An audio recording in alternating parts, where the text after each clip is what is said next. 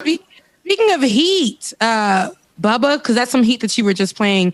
The Heat is trying to use COVID or plans to use COVID-19 sniffing dogs to screen fans at games. Beginning on Thursday night's game against the LA Clippers, the Miami Heat will begin allowing a limited number of ticket holders to attend their games live. But first, they must pass a sniff test. American Airlines area where the Miami Heat play will screen fans using highly trained dogs who are able to sniff out COVID-19. Take a look. Interesting. Team coverage turns now to the Miami Heat as they get ready to welcome back fans to the American Airlines Arena. They're using new COVID-19 security measures. Local 10 sports director Will Manso is live this midday to explain. Will? This will surprise a lot of people. It is an interesting story with science behind it, yet the Heat taking that leap of faith and moving forward with literally going to the dogs when it comes to their COVID-19 protection program. Dogs that detect COVID-19 will be there at the entrance for the limited amount of fans that will return to games starting next Thursday, about 1,500 season ticket holders. That's right, the dogs will be there. They're highly trained. Heat working with the company for months now and learning more about this ability and the training of these dogs. If the dog gets right by you, you're fine. If the dog sits, that means it has detected COVID and you. So when fans arrive, they will be brought to a screening area where the dogs will walk past them. If the dog walks by without issue, then you're clear.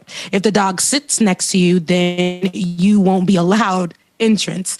If someone is allergic to dogs, the Heat are offering rapid antigen tests, which can be processed in roughly 45 minutes. COVID-19 sniffing dogs have been used in Dubai, the United Arab Emirates, and Finland in recent months. Highly trained dogs can also detect high levels of stress in humans, too little blood sugar, and even some types of cancer. There's more. Wow. And anyone in your party will have to leave the line and not be able to enter the game. Now, this protocol, again, has been studied for months by the Heat. It is something that they were interested in months ago in the plan to bring back fans. This is phase one with those 1,500 season ticket holders. Now, the dogs that detect COVID-19, these are not the only measures that the Heat will take. This is part of the process. You can find the entire process at local10.com on our website in the sports section. And part of it is that any fan that does enter the arena must have a mask on at all times. The only time you're allowed to remove your mask is when you eat or drink, and you're not allowed to eat or drink in your seats. There's a designated area that you'll be allowed to eat or drink. Also, social distance of 6 feet, at least for anyone sitting in those sections. That is the phase one, but these COVID-19 detecting. So, guys, we're going to be... do you guys think there's an issue with how they're going to roll this out? Because this is, to me, trying to get people back into the arenas, to me, still sounds like super spreader moments. Like events, if people aren't going to get the vaccine, I think that these measures still aren't going to help save people. I know that there are things to take precautions and things like that, but we've seen in these places where we're wearing masks or being told somebody had COVID and they're staying home, people are still getting it. So do you think in these arenas that this is the smartest thing for them to do? I personally, I'm just fascinated. I didn't know dogs had that. I knew they could sniff just about anything. I did not know they had the ability to sniff out different viruses and conditions. That said, I don't need any dogs sniffing me as I go to enjoy any entertainment, just because they're not going to just be sniffing for COVID-19. Y'all know they're going to be sniffing. You know they're going to have them in there trying to sniff y'all for everything. You right. I pass. I'm gonna stay home. I think the thing is though, like a lot of people misunderstand the dogs in the airport. A lot of people think those dogs are sniffing for drugs. A lot of the times, those dogs are sniffing for like bomb residues, and not. So it's not the same. It's not the same dog skill set. Nah. Okay. No. Okay. Yeah. So it's just my paranoia. I just whenever I see a dog, I think they after me. But you're right. Go ahead. But I mean, the games you would probably go to, Ben, it would be legal anyway, like Miami or Atlanta. You know what I'm saying? So dog fight. Ain't nothing. I mean, anytime I went to not Atlanta so much. What? Atlanta has no regard for the laws. I'll tell you that, because you can smoke weed anywhere in Atlanta. It doesn't matter. That said, I still don't want no dogs coming after me because I'm sorry. Go ahead, Mike. You're making a bigger point. You're making a bigger point. Yeah, I think it's a way to get people like I think it's smart. Dogs are extremely intelligent animals, and we've used them a lot of the times for a lot of stuff, and even saving human lives. I do think, though, Rebecca, I think people are going to take the vaccine. Joe Biden just purchased 200 million more vials of the vaccine. I think it comes in a vial. I don't know. And I think we're gonna benefit from it. And I think by the end of the summer we will have herd immunity, and this country will start looking normal again. Because what we had with Donald Trump is everything was on the whim. First, he didn't buy enough of it. Then he's talking about the ineffectiveness and also like downplaying COVID.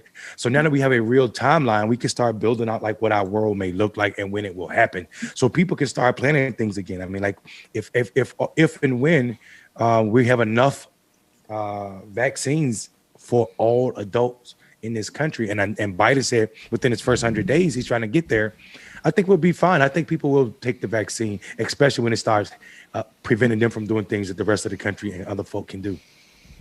No, I could definitely see it that way. And if everybody is willing to take the vaccine, we can get to going to the games, and we can get to going to the clubs, and throwing it back and drinking with the friends at the bars, and just all kinds of stuff. Go ahead, Bubba. I'm sorry. What were you saying? I just was reminiscing. Oh no, I was saying the same thing. Club, bar, drinks, going out to eat. Normal. Travel. just like touching other human beings, right? Just oh my God. Like that. Yeah. Ooh, I just can't wait to love on people. I really miss actually being able to hug people, hold hands, like, just without worrying, like when I went to go see my mother, without worrying if I get too close to her, because I'm over here in Atlanta, you know what I'm saying? And then I was over there in Florida where they don't care either, in South Florida. So it's like, I don't want to worry about having to go home to my mama and potentially giving it to her, or going to a basketball game and potentially getting it from somebody who didn't give a damn, I saw somebody tweet, you guys, I kid you not.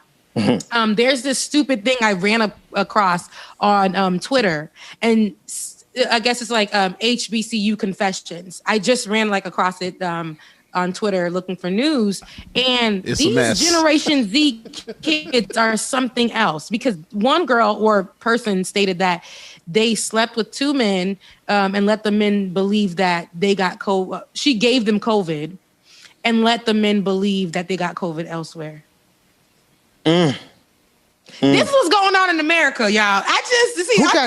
Who got time for those kind of see anyway? I don't even want to get into that because I know it's gonna take me somewhere else, and people ain't gonna like it too much. That's next level. Yeah, that's next level for but me. this is what I'm saying. People who have COVID are gonna use it. There are crazies out there who may be using it in a wild way. As a weapon. Let's definitely protect ourselves as best as we can from psychopaths. Especially because there were, I heard stories of some people having COVID parties. I don't know if y'all heard of that. I've heard that. But that's a damn thing. COVID parties. Yeah, where they go to parties to intentionally to give each other COVID-19. COVID, yes. Yeah. Y'all already know who it is. You gotta say. I was gonna say the odds are. I'm just saying, because Black for Week. No, because I just told you about an HBCU story. Can I say something? I'm laughing at the producer in my ear. My producer in the ear saying pink people. Go ahead for pink people. Go ahead.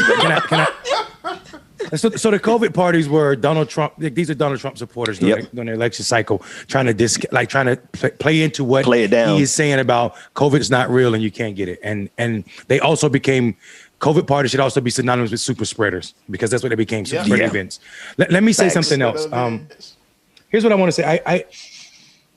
We do something. We have a tradition on clickbaity that's not a part of the morning show, because the morning show is meant to be, more inclusive as it pertains to who we're talking to throughout our universe, and also the expanding of our universe, and who gets to enjoy the fruits of this labor. So we do something on clickbait that we don't do here, but I gotta say something about this because it's misinformation and people will die because of it. Gentle Killer said, Bill Gates said 700,000 people would die from the vaccine. That has been disproven so many times. That is not true. We can't go around talking about like what's going to happen with this vaccine or scaring people not to take it. That is not a fact. That is not a fact. And furthermore, COVID has killed 400,000 people, not worldwide, but right here. Already. So please don't spread misinformation. About the vaccine. Yeah. Like we need people taking this vaccine. It's going to save people's lives. Marcus scared the H out of me, man, when he said COVID lives in your brain and can come down later. That freaked me out. Yeah, he scared me too. Yeah. Yeah. We ain't got time to play with that or misinformation. I appreciate you calling that out because we don't need anybody. It's even in our chat rooms. Yeah, you can definitely police Mondale. You could definitely police the misinformation. I know how to get these people. I'm reading a comment from Nestor Gonzalez. I forgot about this aspect, but this is how you get all these men who ain't following COVID-19 guidelines. I forgot that a side effect of COVID-19 is erectile dysfunction. So play with it. If y'all trying to make sure your PPs is working all through COVID-19. Or for the rest of your life, for that matter. Stay your ass at home, going to no basketball games and watch that on the internet.